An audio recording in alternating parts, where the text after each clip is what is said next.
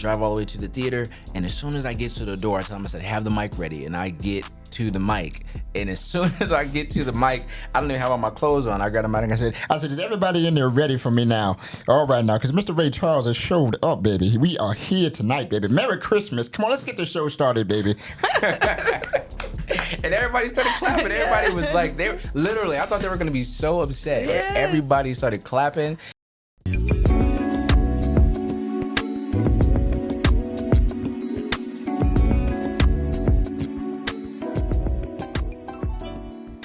Hey, and we're back with another episode of the T. Smith Experience. Today, I have Dru Young in the house, and me and Dru are going to be talking about everything that he works on and everything that he's going to be I'm about to get in his business. No, but Dru actually, I met Dru I didn't meet him. I saw him at a show that he was doing where he was performing and doing his thing. And then our introduction was one of those things where I was like, I know you perform. I just can't remember where I saw you, but I know you perform and do a great job at it. So we're going to talk about that a little bit today. Here we are, T. Smith Experience with the Too Scared to Fail podcast in mind. So with that, with all the things you do, however, we're going to unpack that. We're going to do it today. Okay. Good with you? Yep, good with me. Right. You're good at that too, by the way. That was good. We're trying to get it. I'm trying to get it going. It's like all this week I've been doing shows, and so it's constantly trying to figure out what I really want to do and start off the show. And this show is one of those things where I don't want to have it scripted. If I stutter, if I mess up, if I get it wrong, I don't care. It's my show. It's real. It's real. Keeping it real, definitely. To my point of my first business, which is called the Real HR Ninja Consultant. Yeah. And I just shortened it and called it HR Ninja Consultant, but it's called The Real because I wanted to keep it real and keep it honest. Yeah. And in business that gets tough, but here we are. Kind of talking about what we're doing here in the city. You've been here for a little bit, so I want to talk to you about your history here in the city and then get into what we're doing today and these days and how we gonna work together. Okay. All right. Let's do it. Tell me a little bit about you, Dru. Well, I grew up in California, and I came to Vegas not a little over 10 years. It's been over 10 years for sure, though. I've been here for quite some time. I'm an entrepreneur, entertainer. I've worked in the community for many years in Las Vegas, in many different areas, from mental and behavioral health to working on the Las Vegas task force, and just as an entertainer here in Las Vegas. So, I mean, growing up, I did some photography, filmmaking. I still do all of these things, but these are the things that I grew up in. I was also into sports and things like that. And still, just making my way to be better and find ways that I can serve the community and serve in whatever capacity God allows me to do so. Absolutely. I mean, you're touching on so many different aspects between the community aspects and then also serving the community with your voice and all your other talents as well. Do you dance? I didn't ask that of you before. So I like to say that I dance, but I've never taken class to dance. So, I mean, in many productions that I've been in, they used to make fun of me because I used to be like, no, I'm a dancer. And they come in all technically trained and, like spinning and pirouettes. And I'm like, okay, no, I'm not a dancer then. But I mean, I freestyle dance. You have rhythm. I do have rhythm. Let's just go there. Yeah. I have some rhythm. Yeah. You just tell me, you can do a two-step if you need to do. Absolutely. Like in church, that's where it actually started in church, because I would dance in church and I would love the sound of the drums and the beat, so I would dance and dance and dance. And that's where I really fell in love with the drums, from dancing in church. Yeah. So, yeah. Okay. And this voice of yours, and so I first heard you on stage, right? I'm hearing your voice. So it wasn't really you kind of talking to us in the audience. It wasn't in a business setting. You were characters at this time. So we'll talk about those characters. The characters. Let me make sure I have them right. Sammy Davis, Ray Charles, let me see. Sammy Davis Jr. Yes. Ray Charles. Marvin Gaye. And then there's one more. Most people miss it because he doesn't get enough recognition. Donnie but everyone, Hathaway? No, we're gonna do Donnie. You're gonna be doing Donnie. I'm working on Donnie. Yes, he's gonna be amazing. Who was it? Sam Cooke. There we go. Yeah. There we go. And you being able to do that, first of all, at your age, I don't know if you want to share your age or just, kind of go, you are not old enough to be, really master those. We'll say I'm not old enough to. Yeah. In my mind, you are not old enough to kind of have that much of the feel good moments that you have on stage to really execute these characters, but you do it and you do it well. Thank you. I said it this morning on my live. I said the guest I'm having on today, he was actually on stage and he was doing multiple personalities or, singing multiple characters. And you go off stage and come back and I was like, surely that's not the same person. Yeah. And most people thought that it wasn't the same person. Like every night after a show, I always got someone that said, "Hey, is everyone else going to come out? Is the other guys going to come out?" Mm-hmm. And I'm like, "It's me." Like I'm bowing for everybody. And the even crazier thing is that I didn't leave stage. I got dressed on stage. I changed on stage every single night behind the little curtain. But you can see, I made it to where people can see that I don't move. I go behind it and I change my jacket. I remember. And everyone just thinks that there's somebody else coming on stage. I thought you were flipping somebody out, and I was like, sure. No, the other dude was taller. Right. No, he was taller. Every night. I was like, no, the Sammy Davis Jr. guy is definitely taller. Yeah. It's like, no, I wear a hat. It just seems That's like what it was. Yeah. Okay. Well, you definitely did that. And so, I mean, this is kind of your own show. One man, one show. And then you do other shows with other people as well. Yes, I do. How did you come up with those characters and pick those in particular? So this is a long story, so I'm going to try to make a long story very long. No, I'll make it short. Do it. We got time. So growing up, I mean, my influences were people like Jamie Foxx. So I started there with when Jamie Foxx did Ray Charles.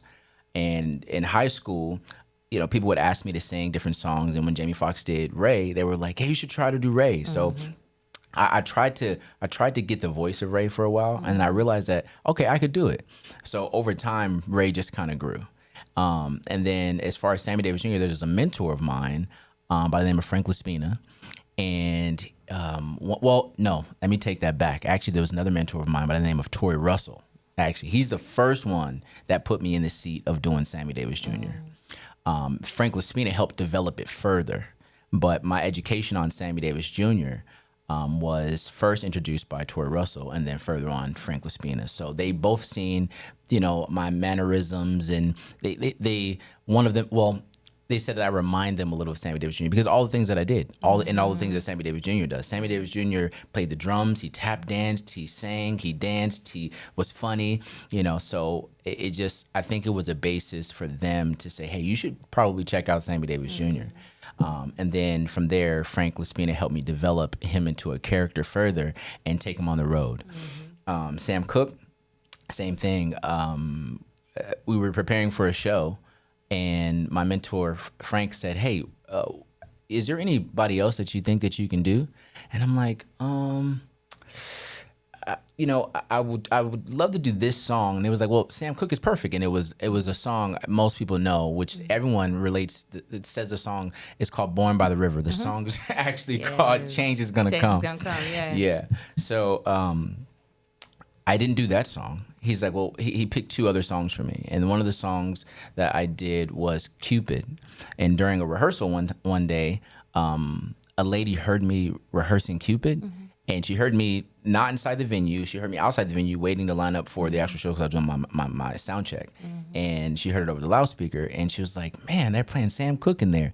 And the producer actually happened to be out there. Was like, no, that's the guy on stage doing his rehearsal. And she was like, man, he sounds exactly like the record. There's no way that he sounds exactly like the record.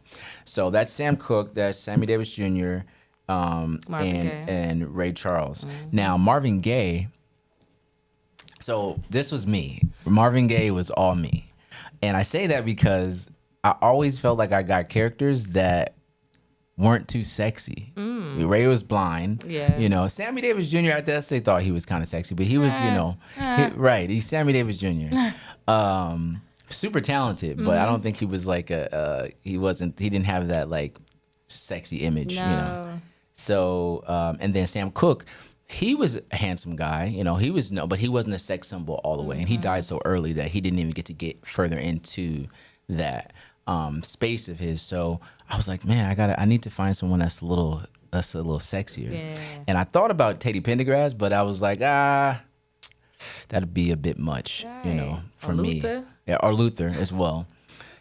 But I was like, so I don't know if he's sexy though, but yes. Yeah. So I did a little studying, and then I was like, Marvin Gaye would be great, So I incorporated Marvin just to add, the sexy to it, because I always feel like I never did anyone that was sexy. Any producer always tried to like I felt like gave me extremely talented people, but they weren't giving me the sexy. So I was like, let me add a little sexy in there. Right. So you added there. Are you still doing that show? So I am currently doing that show. I'm revamping that show currently. The show is dark right now. But somewhere after the summer or during the summer, the show will open back up. I'm just revamping it and wanting to take it more worldly. I want to travel the world with this show. I've traveled the country with this show, but I haven't traveled the world with this show. And the show we're talking about is called Iconic Soul.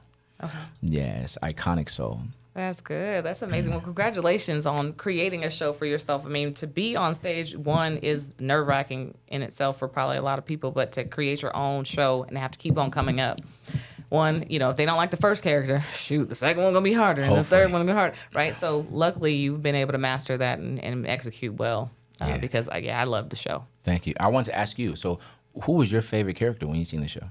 Oh gosh, definitely Marvin. Okay. Definitely Marvin. But I can say though, Sam Cooke, your voice with Sam Cooke was so.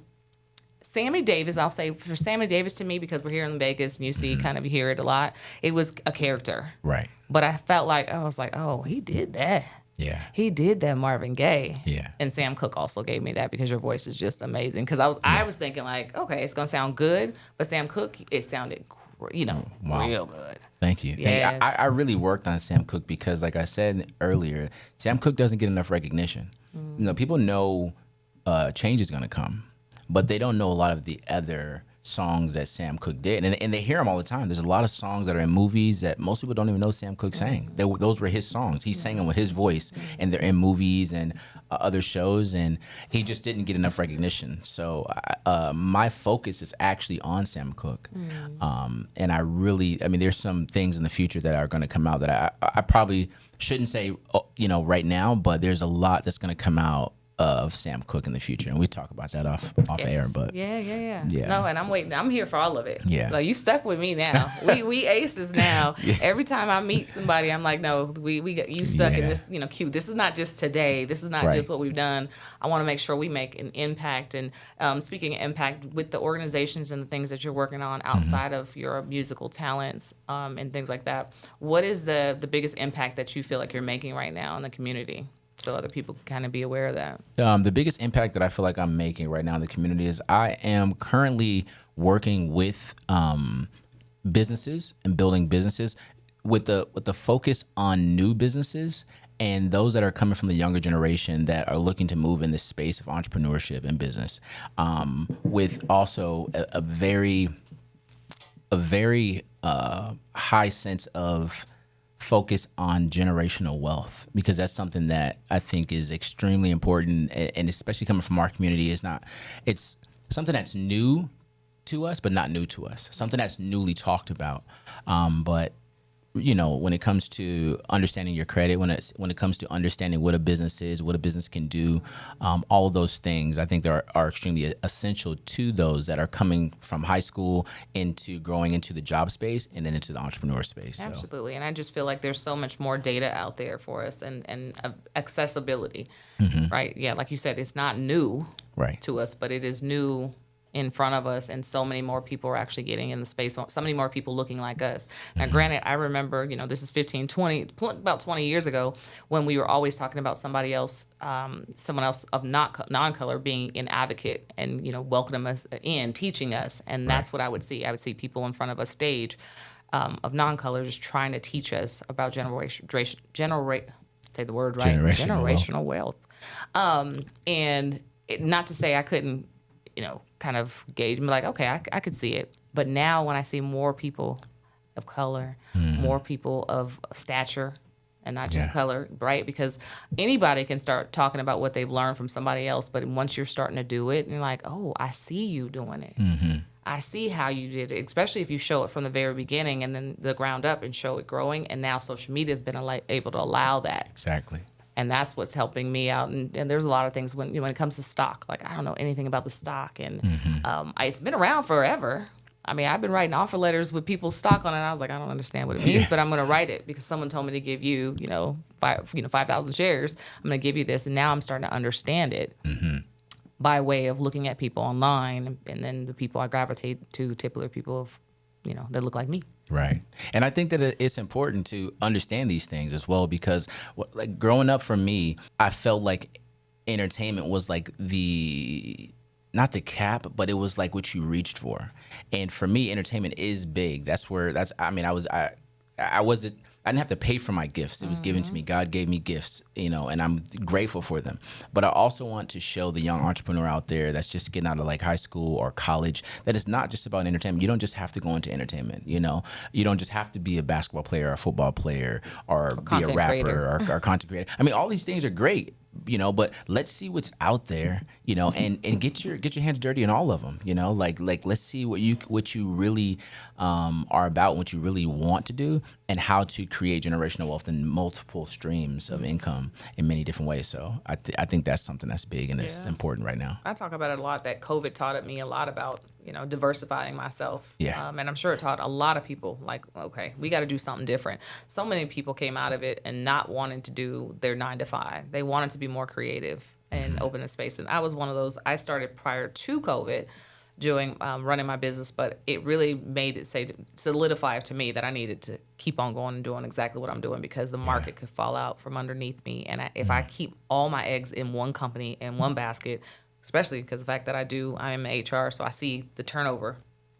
I was like, nah, I'm about to diversify myself because my one job, or if I was in a position where I couldn't do anything else, I mean, especially through, when no one was able to go outside, if you couldn't do your job at home and they had to shut it down, now what?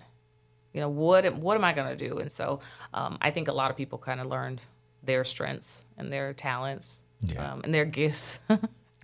And gifts versus this is one of the things I do want to ask you. I was thinking about it because I had another show with another guy around your age, and we were talking about your gifts and your talents, if you will. Like, what's a gift to you, a God-given gift, and what are your talents? Do you feel like there's a difference between the two?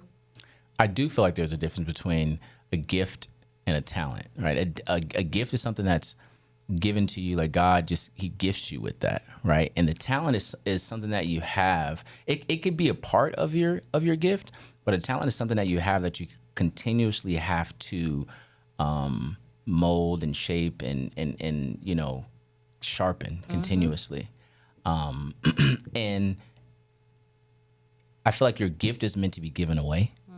Your talent is more so what you can maneuver through life with, if that makes sense. Absolutely. It absolutely does. I'm glad you're saying, because I like the topic so much. I was like, I feel like I want to broach that a little bit more, have the conversation more than once. If someone missed that one episode, we're having continuous conversations about what your gifts and talents are. And in that first one, I was telling them, I really don't know. I said, I do a lot of things, but I don't know what is my purpose. Right.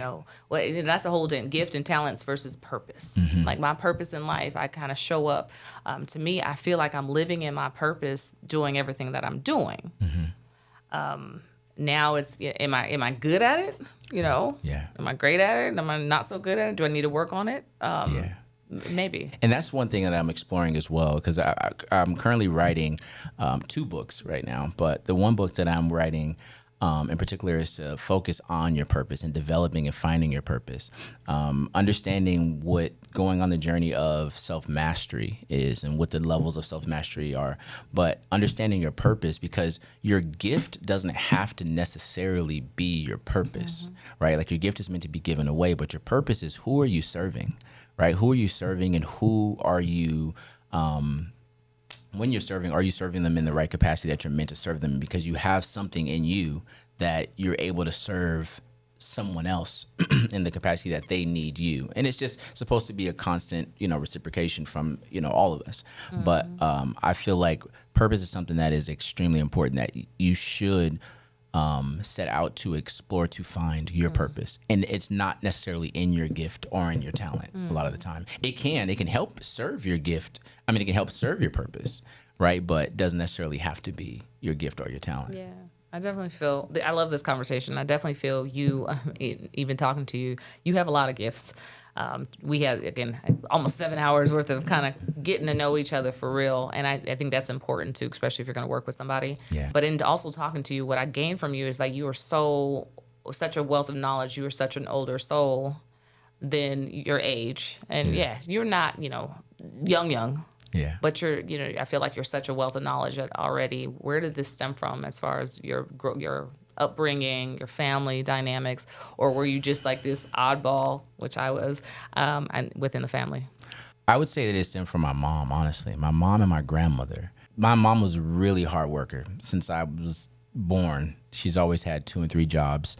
And I come from a family of 6, so there's 6 of us. I have 5 other siblings. Excuse me.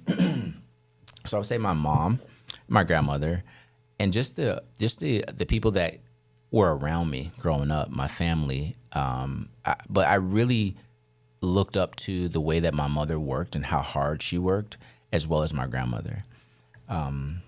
So the knowledge came from that, but also too, I just always had an urge. I always had a love and a passion for reading and exploring. And I was in probably every club you can think of in elementary school. Mm-hmm. And if my mom at one point told me, she's like, do you know how to sign my signature, right? And I was like, I thought it was a trick question. I was like, no. No? She was like, you don't know how to sign my signature? Well, you need to learn, because you don't need to ask me to sign up for a program. If you want to sign up for a program, just sign up for it. Just be in the club. Mm-hmm. So I was in newspaper club. I was in math club. I was in reading club. I was in chess club. I just signed up for I was in tech club, so I was in every club because I had such a passion for like learning and seeing what everything was. I always asked so many questions, but I know people kind of got tired of me asking questions. They probably still get tired of me asking questions. Right, I was going to say, you said you said I was. So I'm imagining though that didn't die away. You're still that type of person. Very inquisitive, want to know, want to learn. Yeah, I think I just get it out of people a little bit better now. Because before, as a real youngster, I would probably ask and get on their nerves, because I would ask over and over again. I ask the same question. If I don't understand, I'm ask the same question over and over again. Why? Yeah, why? Right. Like, why is this? Why does this do this like this? Oh, so it does. So yeah. And then many people that I looked up to in the industry, like looking at other artists that were this way, I had to study them, continue to study different artists and different people. And for some reason, it always just gravitated towards who I was and my personality, and just hooked onto me. And, I just continue to be inquisitive about things. So yeah. That's so. I know. I love that. I love how artsy and creative you are, because again, you have so many different things that you can lean on, and fall back on. Yeah. Right. With everything you're doing. I love the story that we talked about on how you got in, because I want to ask you, how did you break yourself into the industry here in Las Vegas, whether it be LA and across the country? How did you break yourself into everything? And I said break for a reason, because this story that we already talked about. So this specific story, this is kind of what led me to work for BET, and many different. I can't even say just BET, because I like to say many different companies and TV stations and stuff like that, because it's just nonstop. So what happened was me and my good friend, we used to go sneak into shows. We sneak into concerts. We sneak into any show we really can get into, any show that came to Las Vegas or in LA. This in particular show was in Las Vegas. It was the Chris Brown, Trey Songz, and Usher tour. Right? So this night, my buddy decided he couldn't go. I don't know what he had to do. I don't know why he couldn't make it, but for some reason he couldn't make it to the show. So I was like, I'm still gonna go. Someone was like, yeah, you just go. I'm gonna go alone. So I get backstage. I find out where the back door is, and to the backstage, and there was a security officer right there. So I showed up, I had my little glasses on, like I'm walking in, and I show up. I go to the door, and I'm like, hey, I said, I need to get to the credential room. Can you show me where the credential room is? And he didn't ask me no questions. He just felt like I was supposed to be there. So he was like, the credential room is right over there. If you go in there and just knock on the door, that's the credential room. So I got in the door. So I'm like, oh, shoot, I'm here. I'm inside. Step 1. Okay, check. So I go to the credential room, because he's watching me kind of. So I go to the credential room, and I just make up a name. When I get in there, I was like, hey, is Lisa here? In here? I'm looking for Lisa to give me my credential. And they were like, Lisa's like, Lisa here? Is Lisa here? And they're like, well, Lisa's not here, but I can take care of you. What's your name? So I gave them my name. They got on the list. It was like, I don't see your name. What department are you in? Who are you with? And I'm like, I'm with Usher. I was like, I'm his media guy. You know, and I have my little camera and everything. So I was like, yeah, I'm his media guy. They was like, you with Usher? I was like, okay, I don't. And it was a name that kind of looked similar to my name. So they were like, just whatever. And they crossed off the name and they gave me this credential. It said Usher Media. So I slapped it on my clothes. I got out of there really quick. Wow. So I walked around the venue and I happened to see Usher's dressing room. So I'm walking towards Usher's dressing room and everybody in Usher's team and campus coming out of the dressing room. And I go inside his dressing room after everyone kind of comes out. I'm like, wow, like I'm here. Like I'm literally in Usher's dressing room. So as I'm about to walk out, this lady walks in and she was like, hey, may I help you? And I'm like, no, I'm just about to go out. I'm just leaving. She was like, what are you doing in here? And I'm like, oh, I'm with Usher. You know, I'm his media. I'm showing my little credential. I'm with the media. And she was like, oh, really? She was like, what's your name? You know, I gave her my name. I was like, I'm Dru. She was like, oh, she's like, that's funny. She was like, I've never met you. And I was like, okay. I'm not thinking anything of it. So she was like, yeah, I'm Usher's tour manager. Dun, dun, dun. Exactly. So she was like, she just, you know, then she was like, her face changed and she was like, okay, listen. She was like, just tell me the truth. So I was like, okay. I snuck in here, you know, and she was like, okay. Well, she was like, you're so cute and you're so passionate. You know, I probably had to go through a lot to get back here. She was like, listen, I'm going to give you my information and I want you to contact me this weekend and I'm going to make it to where you never have to do this again, ever again. You never have to, you know, sneak into a show again. But just promise me you're going to learn and promise me you're going to do well, you know. And so I did exactly that. I hit her up and she put me in contact with an executive producing team, which is Jesse Collins' team in California and BT. So from there, I came out and I did like one of the first shows, which I believe it was the Billboard Awards here in Las Vegas, but I could be mistaken. It could have been right after. It could have been the BET Awards. But from there, one thing led to the next, and I've kind of worked in every space in production for this company.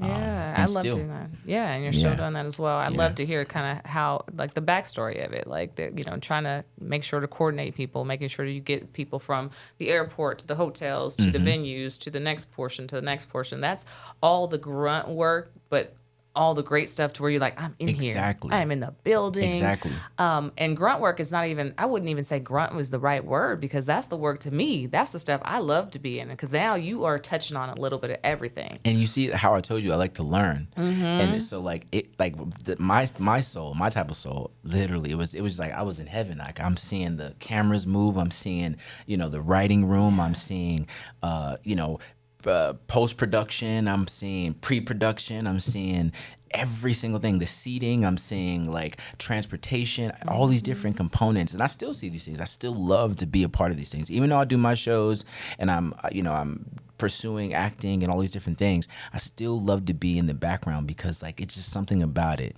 that I think I just have a passion for, and seeing the finished product. And being a part of that. And it's like, wow, we really made that happen. Every single year, every single show we've done, you know, or I've done, it's like, wow, we really did that. And there's no role or there's no position that's not important because without this person, this couldn't work or that couldn't work. Without the janitors cleaning the bathrooms, the show could not go on, right? Absolutely. And so I just think that, you know, it's such a great experience to be behind the scenes, and I never had to do it again ever after that. That is so good. I don't know if anybody out there trying this. I mean, I have had my share of sneaking into stuff. Okay. Just working my way. Oh, yeah. I've done that as well. Yeah. I'm a wristband person though. What color is the wristbands? Okay, that's what I need. I have a story about that too. Me and a buddy of mine. It's not good. I know. I'm gonna just lay all my things out on the table when I'm on this show. But that was my thing. It was just so easy. The wristbands are red and plastic. Got them. Wristband. What size? You know, some are thicker than the other ones. Some are paper. Some are what size? I'm in VIP. Oh, VIP. Let me know what it is. And if I can find out, you know, no, I don't have a box of different color wristbands in my car. Right. So sometimes it makes it harder. But if it's a 3-day, you mess up with me. If it's a 3-day concert, all I got to do is look at someone's social. Oh, I see the wrist. They're like this. All what color? Okay, got it. Yeah. let me get in there and let me get to the event. Now, this is when I was younger. I don't do it now. People invite me. Right. You get invited now. You're blessed. You get invited. We get invited now, but yeah, I've had my share of kind of sneaking in or just kind of playing the role again when you kind of walk in that space. And I guess we could turn it obvious to where it's not just sneaking in criminal stuff, right. Or almost criminal, but it is one of those things to where when you walk in a room and you command the room, own it. You can get very far. Yeah, just a lot of places when you walk in that room and you're like, I belong here. I'm supposed to be here. Right. Yeah. Where's Lisa? Where's somebody's name is Lisa in here. They still looking for Lisa. They're still looking for Lisa. No, I heard Lisa was found. Lisa was found. No. No, there was that Lisa. Okay. I want to get into your because I'm not gonna let you leave here without giving me a character. Oh, okay. I just want you to know. Okay. I think I know what character you want. Everyone loves his character too, and he was the host of the show. So. Yes, and I want to learn about it. I love that story you told me about running late to the show and having to throw yourself into character outside. One of my favorite stories now to tell. Yeah, is it? Yeah, one of my favorite stories. It was so great. It was so great, and the perfect. I mean, you feel free to share that, but the perfect segue was you kind of like being in character already, even telling me the story. I was in character. Telling the story, but I was in character the moment I was on the plane. Like I was on the plane and character. Like I was him on the plane. Yes. Okay. So for those wondering, I'll tell a quick story. I could tell it quickly. Hopefully it's quick because I still get long-winded. So this was maybe 2 years ago, and the show Iconic Soul was going on, and this was a holiday season. My show was supposed to be taken down, and it wasn't taken down. Meaning it wasn't taken down. Right. Tickets weren't supposed to be up for sale. I was supposed to be vacationing with my family. So I was scheduled to go vacation, and one of the producers come and says, "Hey, Dru, your show, we didn't take your tickets down, so there's tickets up for the show, and people were buying them." And I'm like, wait a minute, you guys didn't take the tickets down? And I'm like, no. Okay, so let's just cancel the show and give the people their tickets back. Their money back. And they were like, you probably don't want to cancel this show because it's actually sold out. I was like, it's sold out. Obviously, it's the holidays. It's Christmas, actually. It's Christmas Day. Yeah. So it's like, you don't want to refund all of those tickets. So I'm like, oh, I guess I got to do it. But I already have my flights to go out of town, and I'm still going to do that. So I'm going to have to fly in literally on the day, a few hours before the show. Long story short, the flight was delayed. The show was supposed to start at 7 o'clock. My flight didn't take off until 7 o'clock. I got here in Las Vegas at 7:45. The audience literally waited. They waited for the show to start. Right. They were like, "We're not leaving. We're not going nowhere. Y'all gonna have to do better than this." Came here for a show. I know the bar made a lot of money that night in that show because they had comping drinks. Exactly. At least a little extra pour. Right, a little extra. They should have been. So, anyways, I when I land, I get in the car, drive all the way to the theater, and as soon as I get to the door, I tell them, I said, "Have the mic ready," and I get to the mic. And as soon as I get to the mic, I don't even have all my clothes on. I got the mic and I said, "Is everybody in there ready for me now? All right now, because Mr. Ray Charles has showed up, baby. We are here tonight, baby. Merry Christmas. Come on, let's get the show started, baby." And everybody started clapping. Yes. Everybody was like, I thought they were going to be so upset. Yes. Everybody started clapping. And they were just, from that moment on, the show was, I think to this day, it was like the best show that I did. The adrenaline was high. I was sweating. I was literally like, I wasn't even in costume completely, but they just loved it. They loved the entire show, because Ray Charles, he hosts the show. Yeah. So and that's good. So you had your host, you had to be in one of the characters. So if it was anybody, it had to be him. It had to be Ray Charles. Yeah, got on the wrong flight. Is that what you did? You couldn't see? Right, I couldn't see. Got on the wrong flight. It was my fault. I got on the wrong flight. It wasn't delayed. I thought it was delayed. Right. But we ended up in a different state. No, right. You had a whole story and everything that you plotted out. Exactly. That you were going to do when you got into that studio. That is so great. I want to talk to the audience, though. Continue with that, with just the next coming performances, the book coming out. And then Also, you said something earlier, so sorry, I wanted to mention that because you were talking about how you are just pretty much a lifelong learner, which is what I call it, and you want to learn everything. But you also give back and you want to kind of coach and teach other people. I saw that in you sitting down with me and talking. Now, you could have came over and be like, I'm just going to show you a few things. Now, here's my invoice. I'm going to tell you how much my price is. Yeah. But I can tell that you are also a teacher. And I think that's so important when you are actually putting yourself out there. And the more I teach, I feel like the more that comes back to me. Absolutely. The more I share comes back to me. And so in that, what are you looking to who are you looking to develop? What type of people for all the walks that you do? Because there's so many things that you do musically. There's the other business side of it. Obviously, you're not going to teach people how to sneak behind stages. But Right. you've But already how told to show them up. But how to show up. I would say my target is those that are 10 years behind me, at least 10 years. I mean, and I say 10 years because those right now I'm still developing myself, right? I'm still developing how to teach, how to reach, people. So I would say if within that span of reaching back 10 years behind me, I would want someone like me 10 years ago to coach and teach me.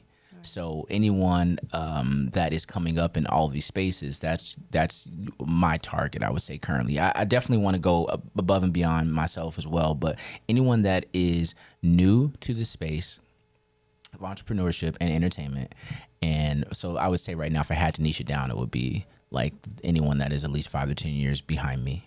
Okay. And it could be anyone. It's not an age thing. I'm at least that over you, so you stuck. Like I said, you stuck with me. Yeah. Like, I'm up there. Yeah, it's not an age thing. So to make that clear, it's not an age thing. It's anyone that I would say starting off. Like, some people start in entertainment at an older age and they're like, well, where do I get started? And I could show you, I can advance you 10 years, I would say, with the education and things that I have and the things that I've learned and know. I can give that to you. So all that baseline, how to get your feet wet, how to start in the industry, there's things that I used to do. So I used to teach a modeling workshop.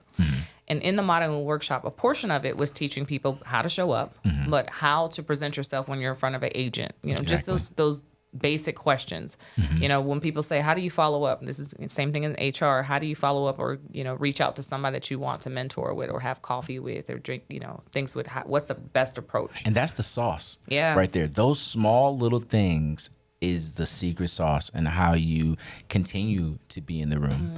Those small little things that you don't think is as important, like how do you follow up? How do you show up like you're supposed to be there? How do you talk to an agent? What type of questions should I ask? Or what kind of questions shouldn't I ask? What tool set do I need to have to be able to present in a way that I look professional and show up as a professional?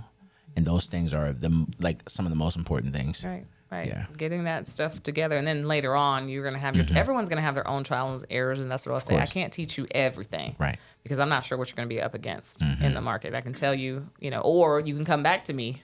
Yeah. And then I can say, okay, so you ran into that? Okay. I've had this happen. Or here's the situation, because that's one of the things that we can't teach people. Again, the rooms are going to walk into. We can only just teach you to be prepared that stuff will happen. Yeah. And you got to be prepared to react in such a way. Sometimes, you're in a situation, we talked about being on set where people are just, anxious and frustrated and it's uncomfortable and it's a tense, just environment. And then there's environments where you're like, oh my God, I love this environment. It's a great work environment. Yeah.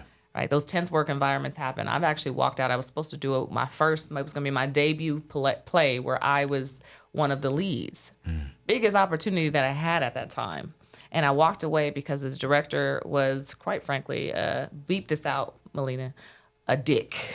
Wow. He was, but other people were so much stronger than that. But I had so much personal stuff going on in my life. You couldn't take that little. I couldn't do it. Yeah. I couldn't do it because I was like, I came here for refuge, away from all the stuff that I have going on at home. And then I get in here and I have somebody who's yelling and frustrated and, not on time. And I walked away from that. My understudy ended up doing all the shows. Wow. So we were supposed to take turns. She ended up doing all the shows because I walked away. And that's not how I wanted to kind of lead that. For one, my understudy and everybody else in the cast. It wasn't for that director. Right. It's for everyone in the cast. And I haven't seen that man do much at all. Where was this? Was this? It was in Oakland. In Oakland. Oh, okay. Yeah, it was up in Oakland, and I was supposed to be a part of this play. I won't even say the name. He knows who it is, but yeah, a lot of directors are douchebags. It was rough because I wanted to be just like, this is what I love. I'm doing what I'm passionate about. I have 5 kids at home, and I get to do my passion thing. Yeah. And I was like, this is worse than work, and I'm not getting paid much for this at all. And I'm driving from Santa Clara, I was living in Sunnyvale at the time, to Oakland in traffic, and had to be there by 7 p.m. and getting off work at 5. It was just so rough every single day to get there. Did you ever do a show? Like not that show, but did you ever do a show after that? Yeah, I did. Okay, so you don't know. I wasn't the lead though. Right. That was my big. I would have been. Moment. Yeah, that would have been my big lead. So one day. I will get that opportunity again, but then also just that tougher skin and being able to say yes. Yeah, people are going to be who they're going to be, and if I can tolerate it. So for you, right? So you have that experience. So someone that's starting, right? You can coach them into understanding, like, hey, listen, you don't want to step away from a role because of someone else, right? So you're 5-10 years ahead of someone, and like you can change maybe their path. This is a good at least 12 years ago, 13 years ago that this opportunity was presented to me. Do you wish you would have stayed? Yeah, I do. To this day, I wish I was like, especially seeing week after week when they were still executing the show. Like once the show was really on, I quit before the show was actually the first, curtain. Yeah. So I never got an opportunity to do it. So yes, all the time I wish I had just pushed through it. But I also blame it. I was like, gosh, I wish that I didn't use my life, the stuff that was going on in my life. I wish I could have just like, no, I'm gonna be tougher than tough. Because that's what essentially the lead. Down to. Exactly, the lead characters in any show, I feel like carry a lot of pressure, and sometimes the directors are just trying to see. They're just trying to see, can you carry that? They're gonna push you. They're gonna push you. I felt like I feel like ultimately it was a push for me. It was to test me, and I bowed down. You got pushed off the ledge and was okay, I'm out. I gave up. Did I give up too easy? I think I did, just because, again, if I had saw, and this was on me, shameless thing, I would say is I was like, probably ain't gonna be a good show anyway, and probably Or the understudy doing it. Or no, maybe she was your friend. I don't know. Yeah, I liked her. I liked the girl. She was really good, and I felt bad because she had 2 little kids. My kids were a little bit older than hers at the time. And she had 2 little ones, and she was like, "Don't worry about it." And she was so because I just told her, I said, "I can't do it. I have a lot going." I'm not sharing here, but I gave her a lot of what I was going through at the time. Yeah. And she said, "I totally understand. Don't worry about it." And so she put me at ease enough to walk away. Yeah. But here we are. We're still on social media. Right. You still making it happen. You still, I mean, everything happens for a reason, and you still went into many other spaces that you are called to serve in. Yeah. Which is great. Like Absolutely. This too skilled to fill. Yeah. Hey. Throw that in there. Throw that in there. Well, we're definitely going to be wrapping up our time, but this is our time here. It's not our time in the industry and everything else that we want to work on and kind of take this to the next level. I always ask people, well, I got a couple things for you. One, I ask people to kind of give me what their thoughts on Too Skilled to Fail is. I want to see what it is from your perspective. It's words on a screen right now. It's words that I say out of my mouth, but I want to hear from other people what you think Too Skilled to Fail means to you or in the world. Let's see. Wow, I didn't know I was going to be hit with this question. That's a good question, though. Too skilled to fail. I would say too skilled to fail would mean that God has given you the gifts, the talents, the drive, giving you every tool that you need in order to execute what it is that you're supposed to, and with acknowledging that, because I'm a spiritual guy, so with acknowledging God giving you these things, he's telling you, he's letting you know that I place these things in your hand, and you're too skilled to let these things go, to just fail. So like that's what saying with that voice got me sitting there looking all. I'm like. Right. So I mean, that's what it means to me. He gives it to you, you use it. Yeah. That's amazing. Thank you for sharing that. Absolutely. I do have some fun stuff I like to do. I'm going to start doing actually. It is a little bit about to get to know Dru by way of just the simple stuff. So I'll say apples or oranges? Apples. Red or white wine? Red. Beach or lake? Beach. Oh, okay. Let's see. Sweet or spicy? Sweet. Oh, Okay. Look at me. I feel like I am getting to learn a little bit more about you. You got any you want to hit me back with? Apple or orange? Orange. Orange. Okay. Red or white? Oh, white. White. Yes. Yes. I'm definitely white wine. Got it. Cake or ice cream? Ice cream. If I could eat it. If I had a choice, yeah, it'd be ice cream. Oh, okay. You can't eat ice cream? No. Oh, okay. Lactose intolerant. Dang. I'd be mad. Dang. I lick it a little bit every once in a while. okay. I just want to lick. So you gotta opt for the cake. Yeah. The cake is, I'd be like, Or cake or pie, though. Pie. Pie. What kind?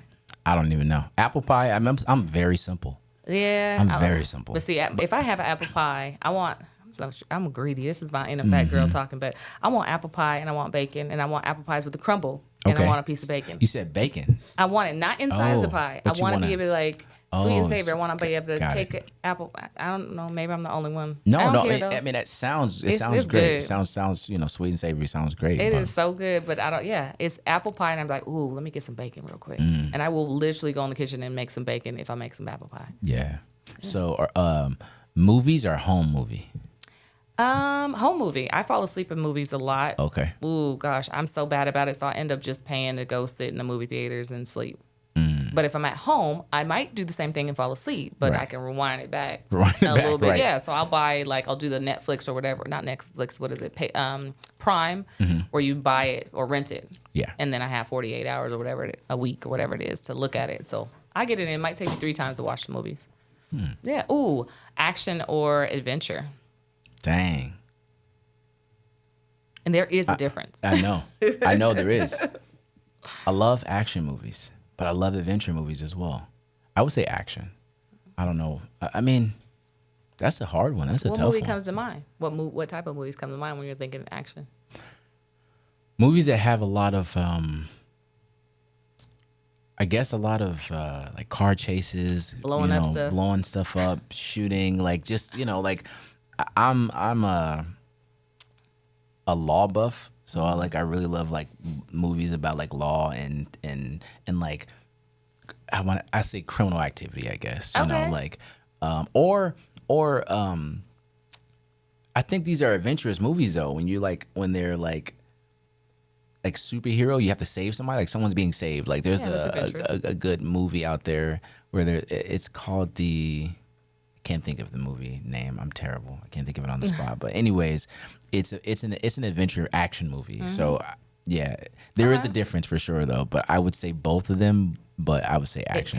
The action takes you on an adventure. Yeah, and I'm also one that will fall asleep in the movies, and I will fall asleep at home. So if it doesn't catch my attention, if it's not enough action in it, sometimes it's like I will fall asleep. Yeah, my all-time favorite movie is 5 Heartbeats. Oh wow. You would never want to watch it with me because know every word. I know every word. Yeah. I don't care. Don't watch it with me because well, you and I both. I would stand up dancing the whole time, like everything. Yeah. We're just beginning. Yeah. I can't. Let me tell you, I love that movie so bad, and I'd be like, "Oh, my part's coming." Every part is my part of that movie. Every single part. Me and my sister used to watch that movie over and over and over again. Oh, did you guys do the dance break? All the time. Oh, yeah. That's kind of where I started singing. Like I started in church. Like I really started to pursue it in church. But my older sister, her name is Patricia. She sang as well.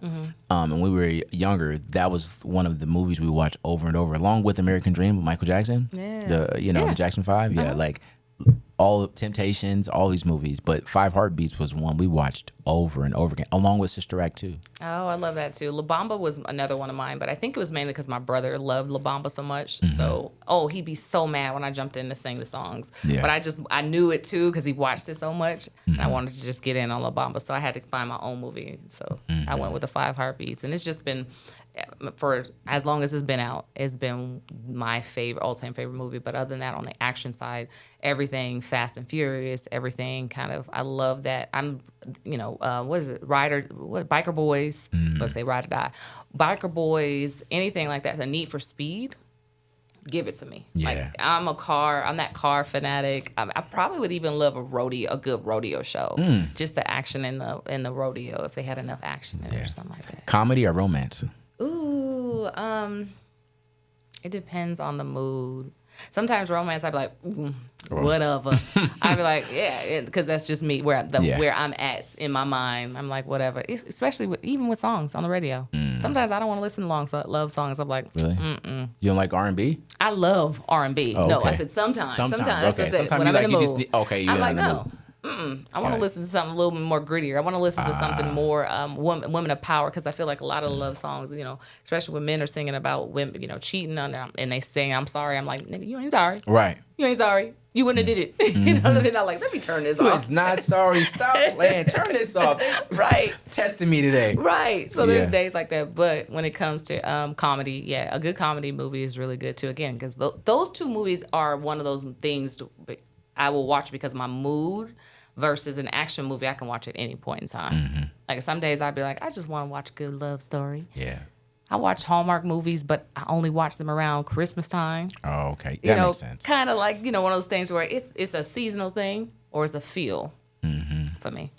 All right, there we go. Yeah. There you go. You know a little bit more about me. The audience does too. That's good. Do you do this back and forth with everyone? No, I'm going to start doing it. I like the questions. I'm loving asking people just to get to know a little bit more about them. This could be even my icebreakers, kind of to get people to talk about a little bit more about themselves outside of what you do and your profession, which we all can appreciate. And I want to make sure you let this audience know how they can reach out to you and find you on all platforms so they can hear more of you. I know they got to hear you throw your voice a little bit, but I would love for them to hear you sing.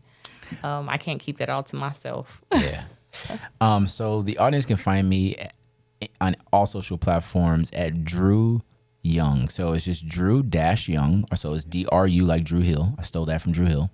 Young. So Dru Young on you can Google the name or on plug it into any social platform, and it is Dru Young. All right. Young. All right. Any closing remarks? Yeah, actually I do. No. The closing remark is to stay blessed and stress free, and understand that you're too skilled to fail in any space, in any platform, or any thing that you desire to do. You're too skilled to fail because God has already taken care of it for you. So. All right. Thank you, Dru. Absolutely. Look at you.